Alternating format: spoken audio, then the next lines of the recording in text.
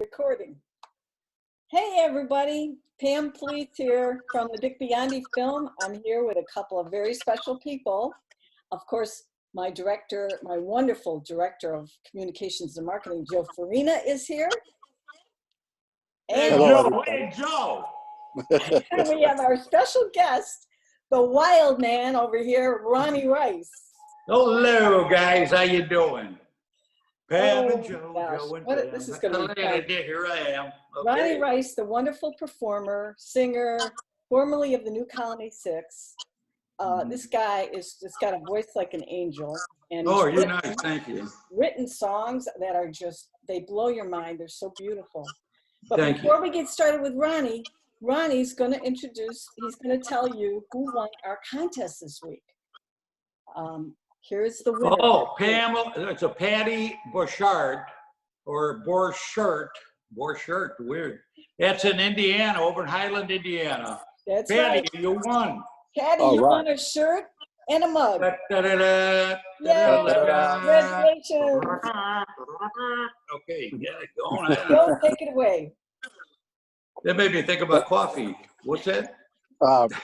Ronnie, thank you for joining us tonight. And what we'd like to discuss with you first is your connection to Dick Biondi. Can you tell our viewers how you met Dick Biondi and your connection to him and relationship with Dick Biondi over the years? Oh, well, first of all, I met Dick Biondi in 1961. So I was only like 40. No, I'm kidding. I was only 16 years old. And when I met him, I knocked on his door. I was at Evanston High School, and I found out where he lived. And, and I went there with a recording that I had made at a little studio for $15. It's called an acetate, called a demo. And I brought it to him, and you know, he was the biggest DJ at the time, at that time. And I knocked on his door, and he goes, "Hey, how you doing? Yeah, come on in, come on." Came in. He was so warm and welcoming. He was absolutely so nice. And he's the one that got me started in the business of in the recording business, because he had introduced me to a guy who happened to be the biggest record promoter in Chicago, a guy named Pete Wright. And Peter, at the time, he and a partner of his, in other words, in business, was both of them had 90% of what you heard on WLS at the time. Wow. Were because of these guys. So he got me hooked up to a great thing, because if it weren't for Dick, I don't think none of this would have happened for me. So I've been very lucky, and I've been tight with him ever since, you know. Such a nice guy. Oh my God, that's awesome. I'm gonna cry now. And of course, Okay, that story is part of tears of joy. What's that it? story is part of the Dick Biondi documentary, and we are so honored to have you in our documentary telling that. Oh no, he's done a lot for a lot of people, because he was a very down to earth guy. He is, you know, he's still around. That's right. He'll be around forever. So one way or another. Anyhow, he's a lovely guy, and again, I can never say enough about him. And he's done so much for me, and that's the reason. Really, the first recording, you know, right between him and Pete Wright, I met Gene Taylor, who was a program director at the time in 1961, and I met him through Biondi because Gene Taylor lived next door to Dick Biondi. Right. So here I am meeting two people that are very prominent in the business. And like I say, if it weren't for them, might as well take it to Walgreens, because I don't know where I'd be, because I hate work. What? Of course, WLS was the place to get a record cut because of the 50,000 watts, and it went all across the country. Yeah, Ronnie went across the country, and actually outside the country. I mean, he was going all over. But if you wanted to get a record back then, you got it on WLS. Man. No, I lucked out. I look at it still, I'm still lucking out, because a lot of people that came from Chicago never had the opportunity, and they didn't meet the right. You know, there's a lot of talent here, and a lot of which had never been discovered. A lot of guys that play locally, a lot of bands that you see on the internet. And they may have the better talent or more talent than a lot of people, but unfortunately they never got the opportunity to meet the right people. So that has a lot to do with it. I believe that a lot to do. Ronnie, what was the name of the first record that you recorded? I'm not telling you. No, I did a tune called Over the Mountain, which was actually, there was a song called Over the Mountain Across the Sea by Johnny and Joe. But mine was, a friend of mine had written this song with the same beginning of the title, Over the Mountain, Over the Mountain. I almost forgot how it went myself. Anyway, and that's the first one they played in '61, and it got on the track, got on WLS. That's why when I went to Columbia College, these guys called the New Colony Six. Nobody had heard of them. I didn't know who they were. But after they got us, I introduced them to Pete Wright, again, the guy who was my manager as well as the promoter. And they didn't have management, and they had heard of me only because I had records out when I was 16, thanks to the guys I just talked about. So here I am. And how long were you with the New Colony Six? When did I join them? What did you say, Pam? Yeah, when I joined them. Yeah, when did you join them? Oh yeah, I auditioned for them. They wanted to get rid of, well, not get rid of them. I'm getting a little feedback somewhere. There was a guy named Greg Kemp who happened to be the keyboard player. Can you still hear me? Yeah, I wanted to be the keyboard player. And as it turns out, is that me doing that? What's that ring? There's something. Is your phone there by the? Yeah, it is. Move it away. It's supposed to. That one was doing it? Maybe. No, but I still hear it. Anyhow, so holy cow, maybe you're right. What on I ring it? You still see me? Okay. Anyways, it turns out, not that you want to, but are you sure it's my phone doing that? I'm gonna move my phone. That was it. No, that ain't it.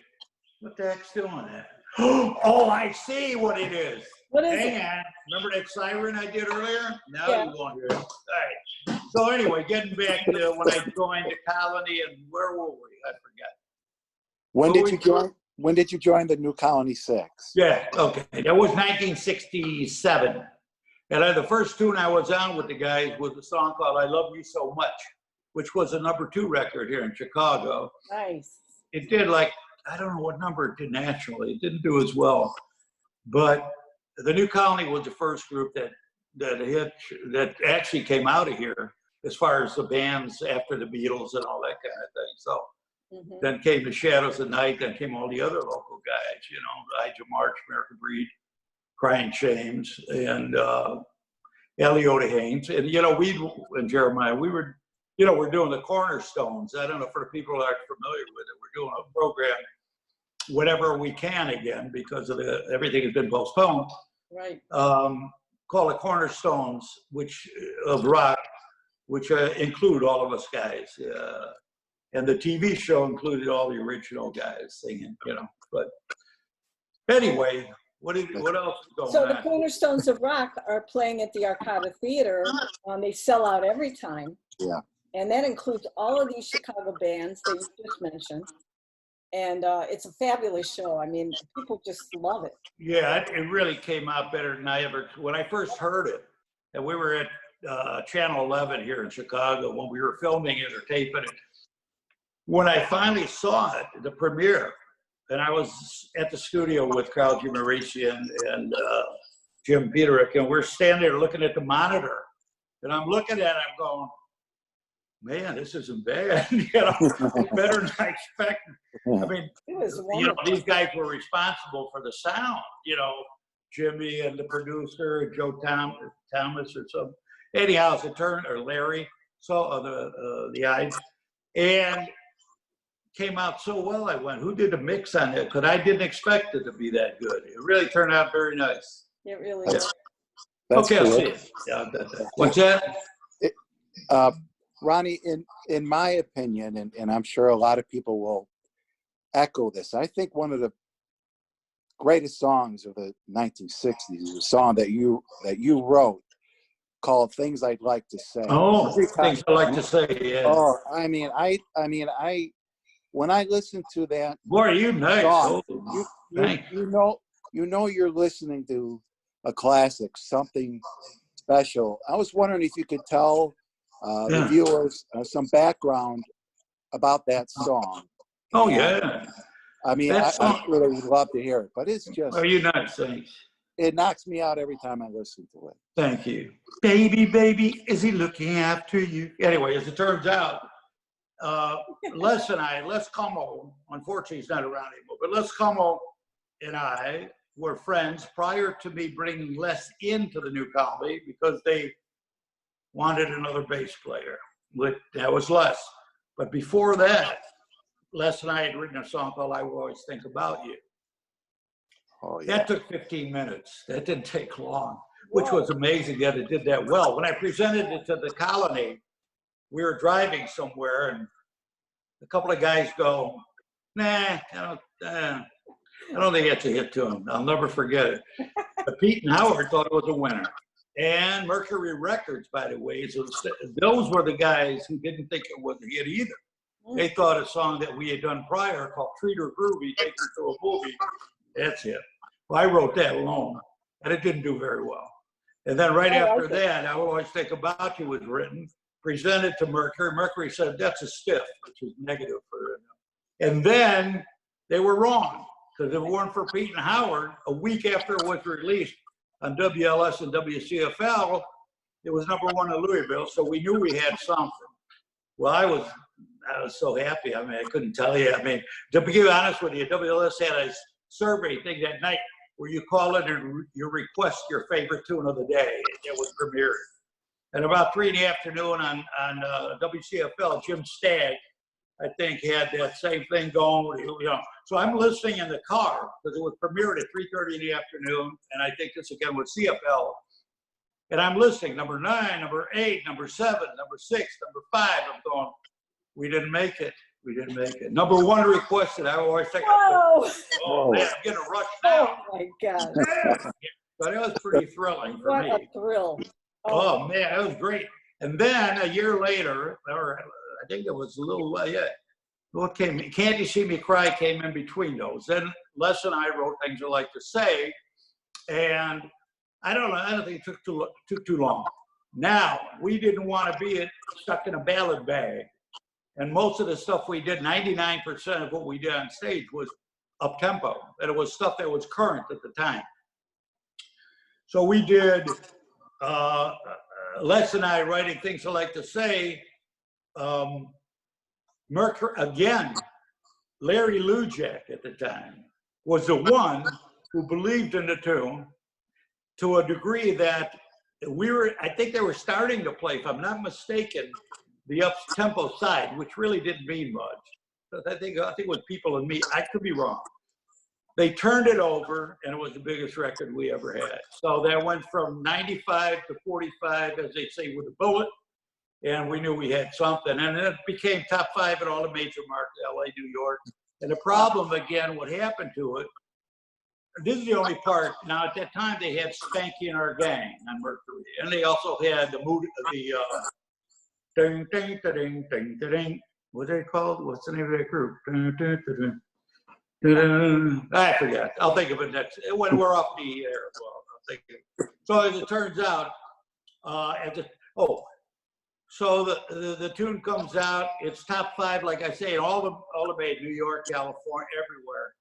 And unfortunately, because of the distribution of the song for Mercury, the record promoters, by the time it started dropping here, it was #2 here. And when it started dropping here, it would start elsewhere, as opposed to saturated both at the same time. If it would have been set, everybody around the country would pick it up at the same time or close, it would have showed up in Billboard instead of 16, 13 in Cashbox. It would have been top 10 because it's top 10 all over the country. So they're still playing it on the 60 channel and stuff like that, which I'm happy about.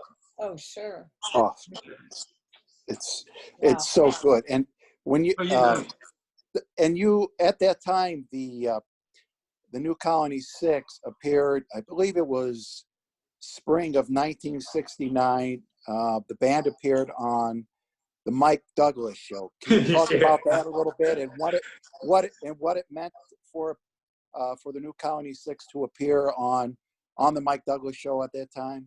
Well, you know what happened? We were pretty excited about it. Actually, we also wanted to do the Ed Sullivan show, but we never did. But so we did the Mike Douglas show. And by the way, for anybody that wants to see that, all they got to go is YouTube or Groovy Movies, whatever, and dial in the new Colony 6, 1969, the Mike Douglas show. They'll see it. It's amazing how things change in that amount of time. I didn't know I was ever thinner. So anyways, it turns out it became, Mike Douglas asked Pat, who was the front man of the new Colony at the time, Pat McBride. He said, well, I guess you got a top 10 tune, blah, blah, blah. And I did the, actually, I was the only one singing live on that thing, on the show. Now, we got there late, by the way, the Mike Douglas show. We got there, director said, where's your equipment? Our bus hadn't arrived yet. We're waiting around, hoping everything was going to show up. And the equipment finally showed up. The guy got a little irritated. But Douglas was great. As a matter of fact, Jimmy Dean was the guy that was the host with Mike Douglas, you know, Pork Sausage Dean. Oh, really? The Sausage King. Wow. Big John. Wow. Every morning at the mine, you could see more. Anyway, so as it turns out, we did our thing.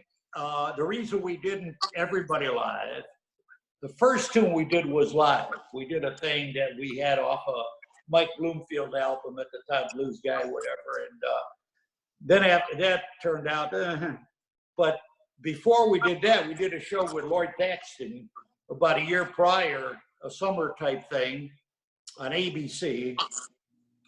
And and I was in the what do you call it, the bus, you know, with the video when they were doing it, shooting it on this live stage. And the Chambers brothers this is one like with the new people that are coming up around the country. Here's a group called the New Colony, bada, bada, bada. And we did I Will Always Think About You. And when I saw the replay in the truck that I happened to be in, I'm looking at it going, oh my goodness. I'm not going back to Chicago. I can't face the bucking. I can't face the guy that we know. You know, because Les, the guy who wrote the tune, who was with us at the time, who wrote it with me, I'd go, for you, and he'd go, for you. I'm going, I'm hearing that. It sounded, you know, my ears started turning around. I go, are you kidding me? It sounded terrible. Maybe not as bad as I think. But it was bad enough for me to say, when we do Mike Douglas show, track. Everybody use a track, I'll sing live, and I did, and that's how we did that. Some other stuff, you know. But it's fun. We had a good time back then. I'm having a pretty good time right here. You always have a good time. Wherever you go, there is a good time. Oh, yeah. And you know what? Speaking of time, we're running out of it. So Watch it, Tim. we're running out of time. Say, boy, my ears. I got to get some hearing aids. Well, we have to end our conversation now. We're going off already? Yeah, it's only a half hour. Boy, that went quick. I know. So we're going to be on for 4 weeks. I We didn't gotta know do how it again sometime. Well, let me say bye to everybody. Yeah. Hi, everybody. Thanks so much, Joe, Ronnie. Pleasure, Pam. It's been a pleasure. And Thank you, Ronnie. talk to you guys soon. Okay. Thank you so much. Bye. Awesome. Pleasure. Thanks, guys. Bye-bye. You're on. Hi, this is Ronnie Rice, and I just want to say I've been very fortunate to be part of the documentary, the Dick Biondi documentary film. And if you want to know more about it, well, all you got to do is look under dickbiondifilm.com, and it'll tell you what to do. I mean, how much is there to do? That's easy. Anyway, good talking to y'all. See you in the movies. Bye-bye. Hi, this is Ronnie Rice, and I'm happy that you guys are looking at me. No, just kidding. Hey, listen, I've been very lucky because I've been part of the Dick Biondi documentary. Can I spell that for you guys? Documentary film. And that's coming out whenever it does. But if you want to know more about it, then just look, I'll do it again. Let's do it again. Ready? Hi, this is Ronnie Rice. I'm so happy to be part of the Dick Biondi documentary film. And if you're interested to find out more about it, just look under dickbiondifilm.com. It'll tell you what to do. But if you can't figure it out, call me. No, I'm just kidding, because I don't have a phone anymore. Yeah, I do, but I can't give you it. Well, I could. But anyway, call the dickbiondi.com link and check that out. And if you can call them, good luck to you. But anyway, seriously, folks, seriously nothing. I just said what I wanted to tell you. I'll do it again, though. Hi, everybody. This is Ronnie Rice. I'm glad you tuned in. I feel like I'm on a radio. Anyway, I got to tell you, Dick Biondi is the man that really did it for me. He's the one I started my whole career with, thanks to him. He's one of the people, of course. Well, there's a Dick Biondi documentary film, which I'm proud to be part of.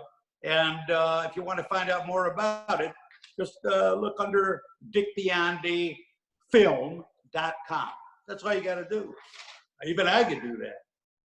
But hi, this is Ronnie Rice, and I'm glad you're listening. Actually, it's always nice to have somebody listening.